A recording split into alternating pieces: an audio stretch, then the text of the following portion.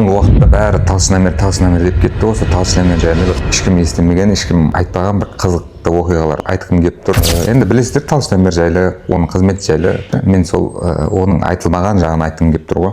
Осы талшын-әмір шықпай тұрып, көлік жөндейтін мәселелер екі түрге бөлінетін еді. Мысалы, машина соғылған жері болатын болса, талшын-әмір жоқ кезінде де соны максимальный металлда жақсылап торлайтын балалар болатын еді.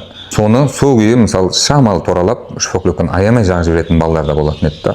Осы екі түрі болатын еді.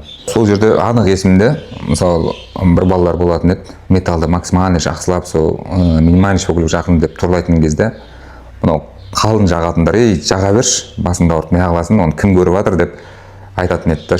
Қазір осы талшын-әмір шыққаннан кейін металлды жақсылап, минимальный шпаклев жақсын дейтіндер уже былайша айтқанда басым көпшілік уже без шпаклевка жұмыс жасап кетті да.